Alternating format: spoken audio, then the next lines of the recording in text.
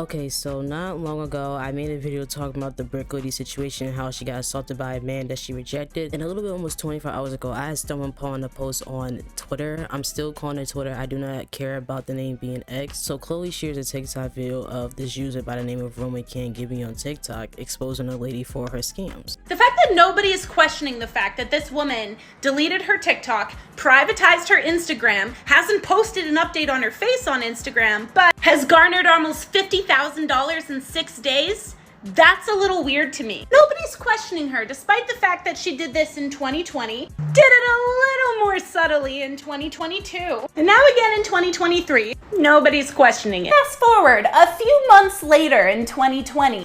Grown ass niggas try to beat me up. Grown ass niggas try to beat me up for no reason.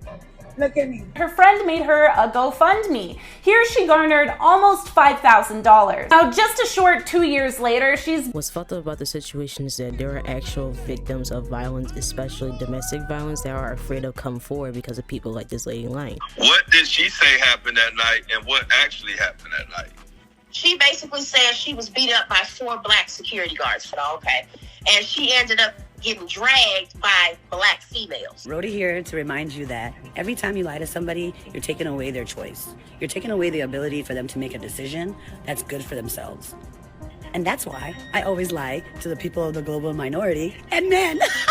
And apparently the man who allegedly witnessed the situation got exposed as well. How come he switched up his story here? Protect her, but nobody ever questioned her whatsoever. His ex-girlfriend came out with literal fucking receipts to prove that he wasn't there. This guy not only lives in a completely different city, but the night this video was posted online, he was 6 miles away from his ex-girlfriend. Yo, that entire list of injuries that she has sustained in the past month, that is insane. But the fact that having all that shit happen to you, it's either you got a string of bad luck or this is just cap and you just got caught lies. And then you end it off with just basically asking for money. Somebody has to know in between that list, there is a lot in between, and this lady is a habitual liar and get away with this shit. And the fact that there are people who continue to donate to her and not peep that she is scamming everybody is even sadder. Zoinks! Zoinks! Zoinks! Zoinks! And the weird part about this overall is that people start calling the individual Roman Can't Get Me racist for exposing the lady for scamming people. To accuse somebody of being racist for merely and respectfully questioning a black woman is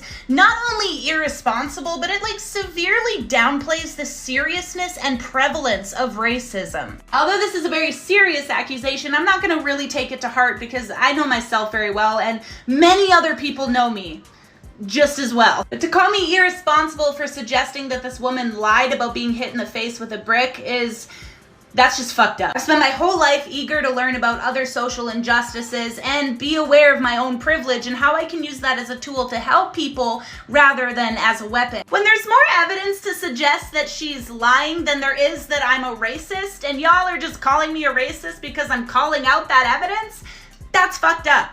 I do not understand that when it comes to exposing people, anybody can get it regardless of your gender, sexuality, or race. Anybody can get it. But when it comes to somebody who is of color getting exposed, they want to call somebody a racist. The fact that these people are labeling this woman a racist for calling her a scammer because she black is baffling. The fact that y'all are defending that scammer is even more baffling.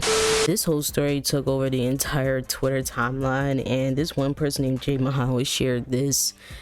The fact that all these people in this picture had lied, we did not forget about you, Jussie Smollett. Other than that, guys, let me hear your opinions down below in the comments. What you think about the situation? Do you agree with Roma Can't Get Me, or do you think that there's still more to it?